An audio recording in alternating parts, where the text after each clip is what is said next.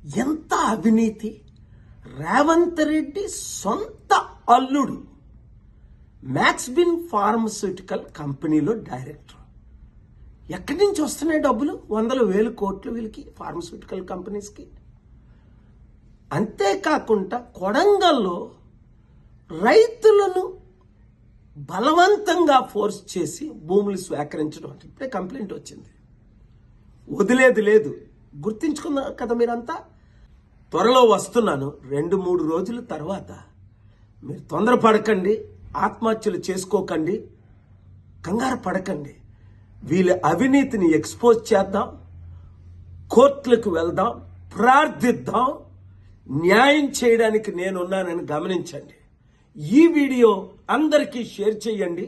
అంతేకాకుండా చిత్తుగా రాబోయే జనవరిలో జరగబోయనున్న సర్పంచ్ ఎలక్షన్లు ఈ పార్టీలన్నింటినీ చిత్తుగా ఓడించండి.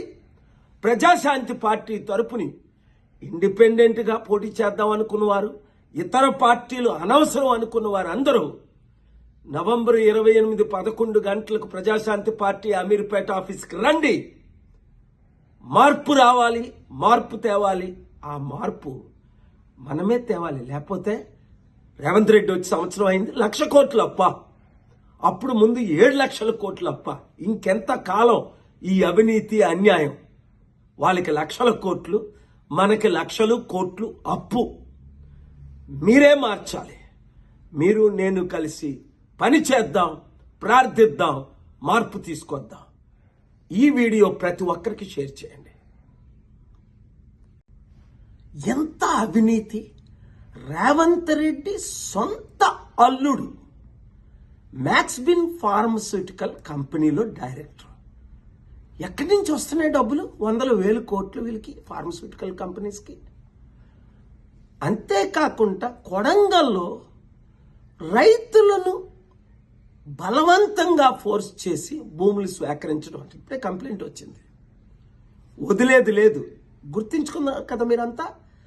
త్వరలో వస్తున్నాను. 2-3 రోజుల తర్వాత మీరు తొందరపడకండి, ఆత్మహత్యలు చేసుకోకండి, కంగారు పడకండి.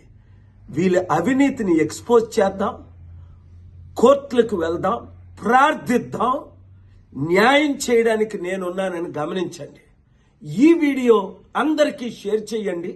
అంతేకాకుండా చిత్తుగా రాబోయే జనవరిలో జరగబోయనున్న సర్పంచ్ ఎలక్షన్లు ఈ పార్టీలన్నింటినీ చిత్తుగా ఓడించండి. ప్రజాశాంతి పార్టీ తరపుని ఇండిపెండెంట్గా పోటీ చేద్దాం అనుకున్నవారు, ఇతర పార్టీలు అనవసరం అనుకున్నవారు అందరూ నవంబర్ 28 11 గంటలకు ప్రజాశాంతి పార్టీ అమీర్పేట ఆఫీస్కి రండి. మార్పు రావాలి, మార్పు తేవాలి. ఆ మార్పు మనమే తేవాలి. లేకపోతే రేవంత్ రెడ్డి వచ్చి సంవత్సరం అయింది, 1,00,000 కోట్లు అప్ప. అప్పుడు ముందు 7 లక్షల కోట్లు అప్ప. ఇంకెంత కాలం ఈ అవినీతి అన్యాయం? వాళ్ళకి 1,00,000 కోట్లు, మనకి 1,00,000 కోట్లు అప్పు. మీరే మార్చాలి. మీరు నేను కలిసి పని చేద్దాం, ప్రార్థిద్దాం, మార్పు తీసుకొద్దాం. ఈ వీడియో ప్రతి ఒక్కరికి షేర్ చేయండి.